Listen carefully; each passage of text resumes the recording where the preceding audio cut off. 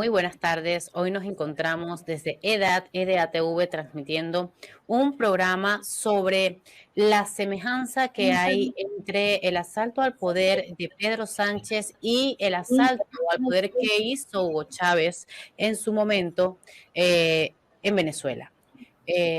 Nos encontramos con Noel Alejandro Leal, un analista político venezolano que conoce muy bien y de primera mano la situación política eh, que atravesó Venezuela y que ahora mismo se encuentra atravesando España.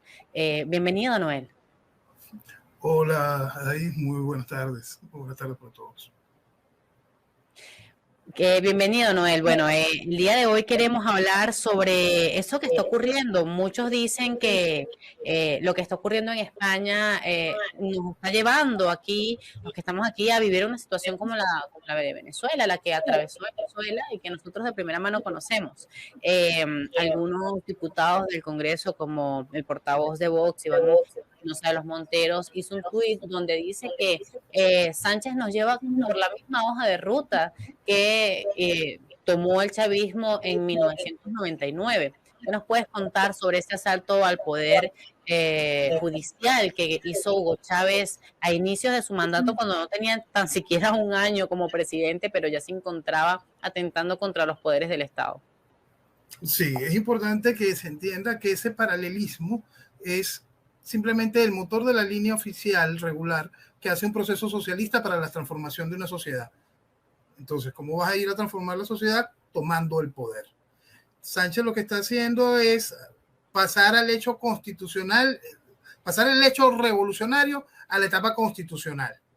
Entonces, ¿cómo fue en Venezuela? En Venezuela, tanto la oferta electoral, que esto es bien interesante, la oferta electoral de Chávez se basaba en un proceso constituyente, es decir, voy de una vez a reformar la Constitución. Algo que en Latinoamérica y en el caso particular de Venezuela no suena extraño. Venezuela es una república joven de 200 años en la cual ya luce 26 constituciones. Entonces no nos tomamos muy en serio ese asunto de respetar la Constitución. Aparte, en nuestras 26 constituciones siempre ha habido una violación constante de las mismas de acuerdo al caudillo de turno, al ejercicio político de turno. Es más, la última constitución, la Constitución del 61, se inaugura vetando las garantías económicas. Es decir, en el mismo momento en que nace la Constitución del 61 se veta. Bueno, Chávez llega con esta oferta, la oferta de reforma constitucional, de una constituyente. La Constitución del 61, y esto es importante dejarlo claro, prohibía, no había espacio entre la Constitución del 61 para generar un proceso constituyente originario. Para eso Chávez contó, en este caso, que en España no está de esta manera tan formal, contó con el apoyo de la Corte Suprema de Justicia de ese entonces. La Corte Suprema de Justicia fue habilitando los caminos al proceso constituyente, violando la Constitución del 61 y permitiendo la misma que fuese una constituyente originaria que viniese a refundar la nación, por lo tanto, a suplir todos y cada uno de los poderes establecidos de aquel entonces, porque el Congreso que estaba recién electo fue aplastado por la constituyente. Entonces, es importante que se entienda que nosotros en 1999, en ese proceso constituyente, nosotros perdimos el Estado de Derecho totalmente. Lo que está viviendo ahorita España en este proceso de intentar revolucionariamente tomar el poder constitucional, lo está haciendo casi que por partes, pero siempre va a buscar el mismo fondo, que es abolir el Estado de Derecho para que sea solo el Ejecutivo quien controle el poder.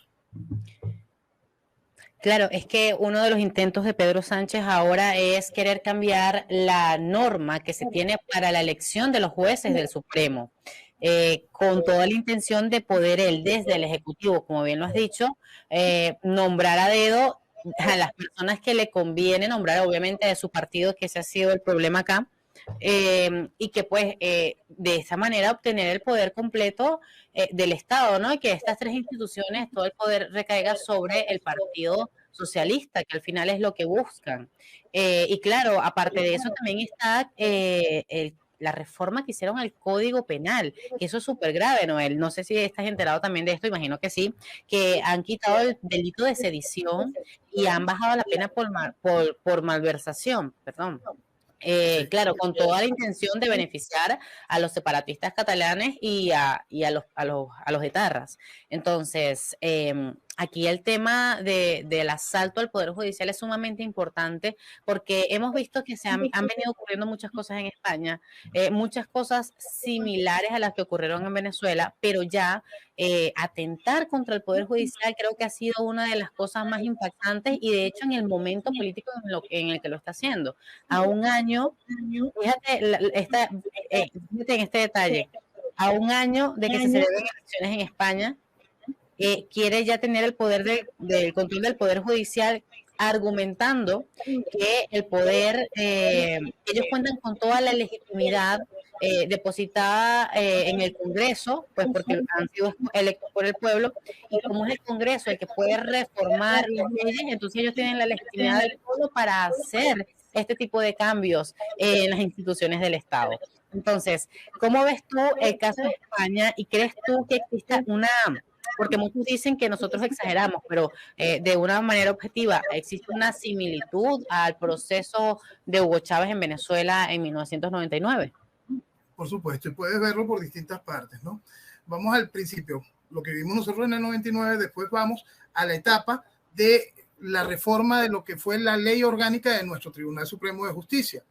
Después de que se hizo el proceso constituyente, esa camisa, esa chaqueta le quedó un poquito apretada a Chávez. Entonces vino la reforma del tribunal. Ya era una exageración para Venezuela contar con un tribunal de 12 magistrados para aquel momento. Ya era un absurdo realmente ridículo. Pero en la reforma del Tribunal Supremo, de la Ley Orgánica del Tribunal Supremo de Justicia, se llevó de 12 a 32. Imaginemos ese festival para poder en este mismo tiempo poder condicionar, hacer que toda decisión, la más pequeña, tuviese que recurrir a sala constitucional, a decisión formal del Tribunal Supremo, generando todo un caos judicial, haciendo de cada juez menos independiente, cada juez más tomado por la estructura que estaba siendo reformada en la ley. Es interesante y es donde es uno de los puntos fundamentales a entender que todo esto se logró en Venezuela gracias al colaboracionismo opositor. En nuestra ley, en la ley venezolana, para la reforma de una ley orgánica se necesitan 2/3 del Congreso. En aquel momento el chavismo no contaba con esos votos suficientes en el Congreso. La oposición cedió, facilitó también esa reforma al proceso de la reforma de la ley orgánica, generando este caos. Es tampoco la importancia de lo que está viviendo Venezuela. Venezuela no siente ningún tipo de importancia, una real desconexión entre la función general, real de lo que es Venezuela y lo que es la función de sus instituciones, que hace menos de un año, por un plumazo, esta Asamblea Nacional cambió esto de 32 magistrados, de nuevo le quitó 10, lo llevó a 22, y no importa, nadie pregunta qué está pasando. ¿Por qué? Porque el proceso como tal ya hizo un estado de alarma constante, y eso es muy bueno, el título que ustedes usan. Es un estado de alarma constante que hace que sea cotidiano lo extraordinario, como decía el criminal Ernesto Che Guevara. Cuando tú se haces lo cotidiano, lo extraordinario, la violación constante de la Constitución, la violación constante de la norma, llegas a la violación constante del sentido común y el acostumbramiento de una sociedad. Y eso es lo que busca el proceso. Por eso es que es muy importante entender esto desde el principio político-ideológico y dejar de judicializar la política.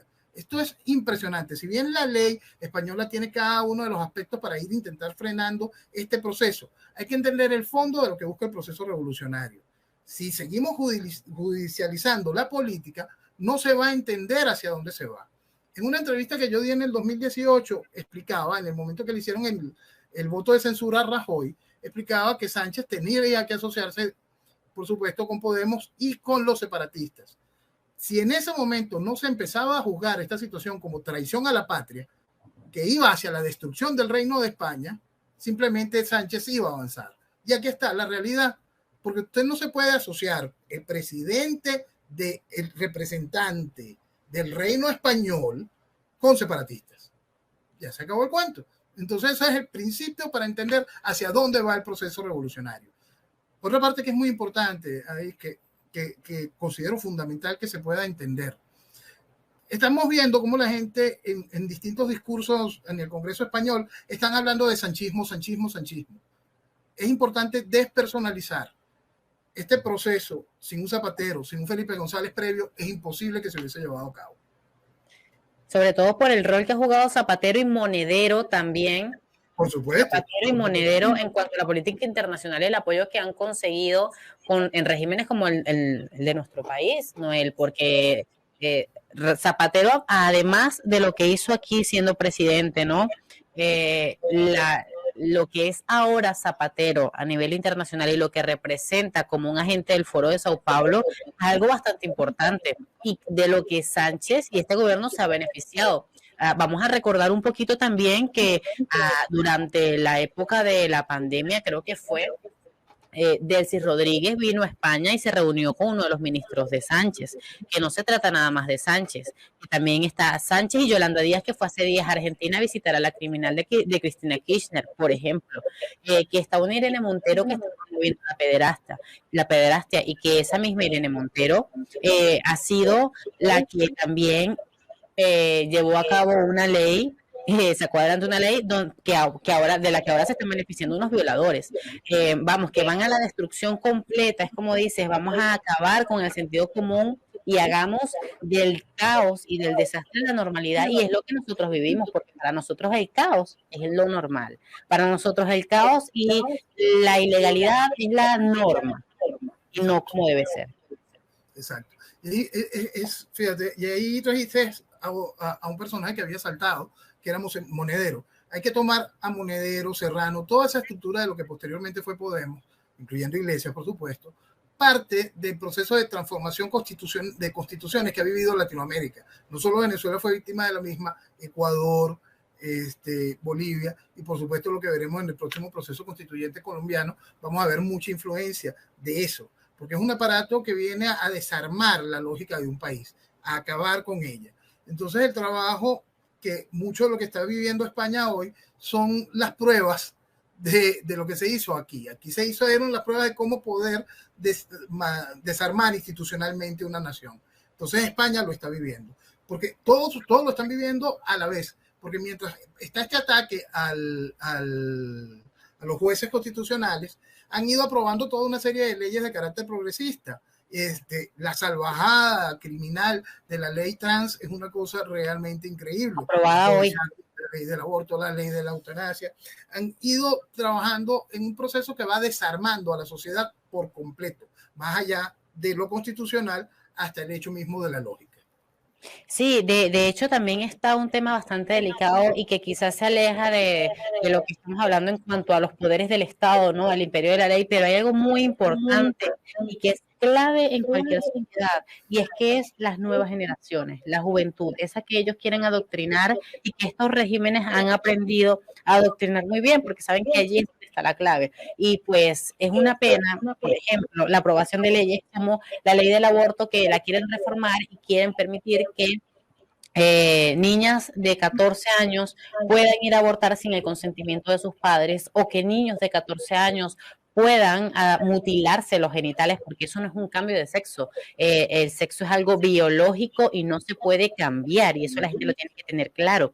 Ahora bien, los chiquitos lo que hacen es mutilarse los genitales para hacerse una cirugía estética y poder conseguir físicamente la apariencia que quieren, pero más allá de eso no hay otra satisfacción más que la estética, y queda de lado un vacío importante que es el espiritual, el emocional, y por tanto una consecuencia psicológica sumamente importante en esa generación, porque es cómo o sea, cómo va a ser esa persona dentro de la sociedad, y cómo no va a ser una, van a ser muchos y atacados desde pequeños. Además, que están promoviendo desde el Ministerio de Igualdad también la pederastia. Dicen que el amor no tiene edad, que el amor no, si el niño consiente el amor con un adulto, fíjate tú la barbaridad, Noel.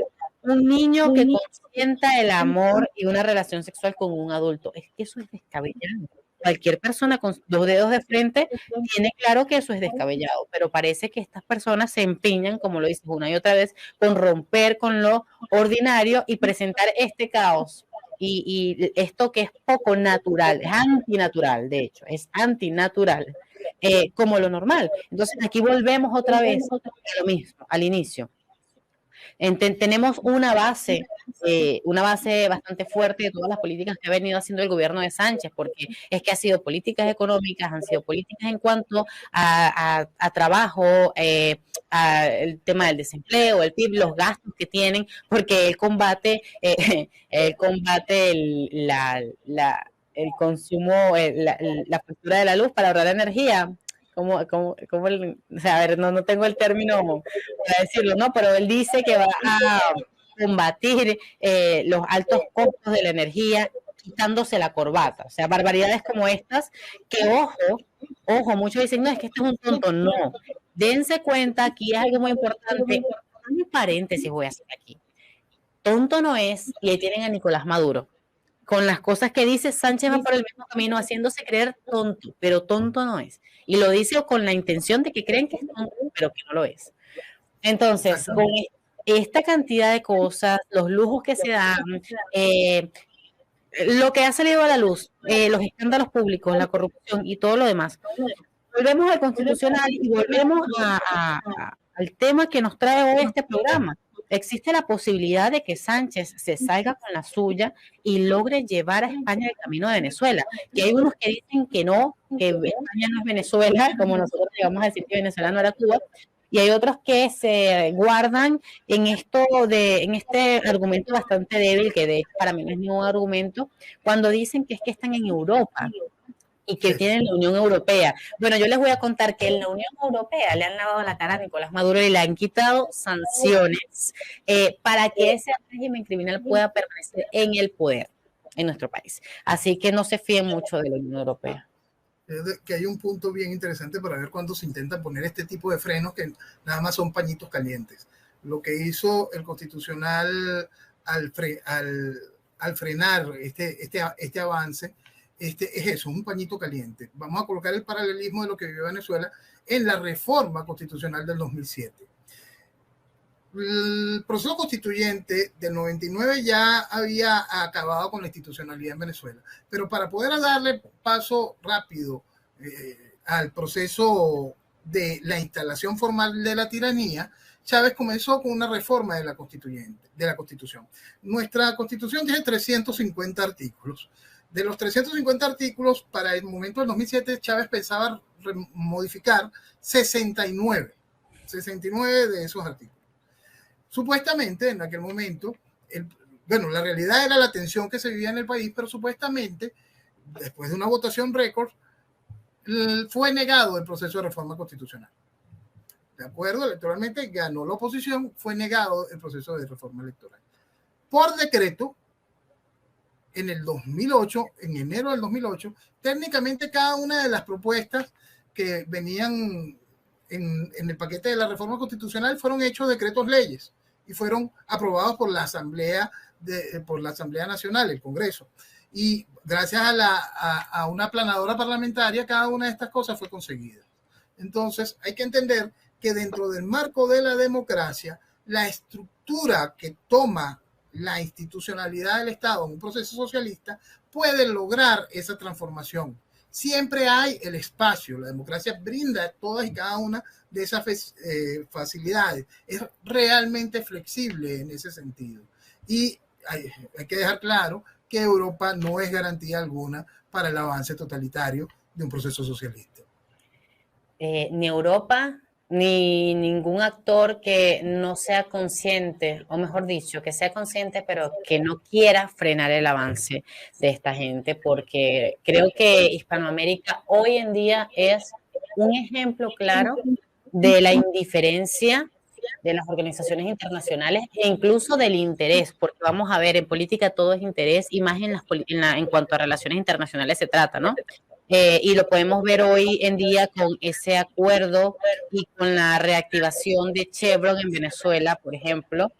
Eso es algo de lo que podemos mencionar nosotros aquí, porque como venezolanos tenemos bastante de qué hablar y también podemos mencionar, hagamos referencia al caso de Cuba y España y los hoteles españoles que están en Cuba consiguiendo dinero del turismo allá a costillas de la, digamos que la miseria de la gente que está ahí bajo aquel régimen.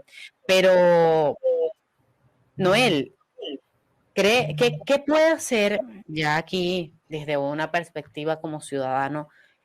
¿Qué pueden hacer los españoles o las organizaciones políticas de derecha para frenar esto? O sea, que estamos en un punto donde la sociedad, donde hay mucha indiferencia en la sociedad y aparte de eso también hay falta de conciencia y responsabilidad por parte de una gran parte de la gente. Entonces, para ese ciudadano que se preocupa, o sea, para ese ciudadano que se preocupa, tú como venezolano, como persona que participó en la Plaza del Tamira del año 2002 en Venezuela, que ha sido frontal con el chavismo desde sus inicios, ¿qué le puedes decir a los españoles hoy? La clave está en el entendimiento ideológico de la realidad. O sea, tienen que olvidarse de ese concepto de que existe un socialismo bueno, ¿no? El socialismo va avanzando y tomando, es una cosa que va infiltrando cada una de las estructuras para colocar este gran salto cuántico al desastre. Entonces, ¿qué debería de ser la barrera? La barrera lógica sería los partidos de derecha, pero el comportamiento del PP durante todo este tiempo ha sido más bien de centro-izquierda, no un comportamiento ni siquiera de ese inexistente centro, sino no ha tenido una real conciencia político-ideológica. Encontrábamos palabras de Feijóo hace un par de días diciendo que le hubiese gustado pactar con el Sánchez hace 5 años. El Sánchez hace 5 años fue el que hizo el voto de censura contra Rajoy. Tú eres el representante del PP, entonces, ¿de qué estás hablando? Entonces, no puede, lamentablemente hoy, para el ciudadano español, el PP no es el refugio. Ahora vamos a ver en estos años qué sucedió. También tenemos el anterior voto de censura solicitado por Vox, el cual el PP lo negó. Si el PP hubiese estado en concordancia con esa alarma que puso Vox en ese momento, no se estuviese viviendo esta realidad. Esta realidad hubiese sido atacada en el momento, en el momento fundamental. Ahora nos encontramos en esto, estamos a un año de culminar esta legislatura, a un año de un nuevo proceso electoral, y vemos que el Partido Socialista, en medio de esta discusión, apenas pierde 2 puntos de apreciación política. Eso es nada, eso es absolutamente recuperable en un corto tiempo. Entonces, el ciudadano tiene que aprender que el costo político de lo que se está viviendo acá no se le puede poner a Sánchez. El costo político de lo que se está viviendo acá abarca muchísimo más que al PSOE y que todos sus afiliados. El costo político está en una reacción que ha sido de derechita cobarde por parte del PP frente a una realidad que ha estado clara desde el principio. Y esos son puntos que tienen que entender el ciudadano español general. Todo el proceso de transformación que hoy lidera Sánchez, todo el proceso que el PSOE se ha cargado encima, toda esta mutación de lo que es el PSOE como gobierno frente a las ideas de Podemos, ya estaba clara desde el principio.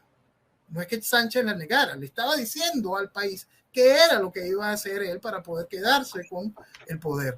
Y vuelvo, no es Sánchez, es toda una estructura socialista que ha logrado eso con el favor de los que han abandonado sus posiciones ideológicas y están yendo en contra de la idea de nación, en contra de la idea del reino de España.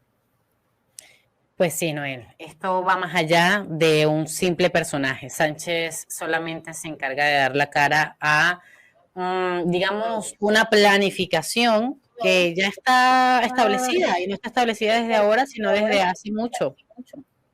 Y pues ante esto lo que podemos nosotros decir a los españoles como venezolanos es estén atentos, no bajen la guardia porque ellos no van a descansar hasta conseguir su objetivo.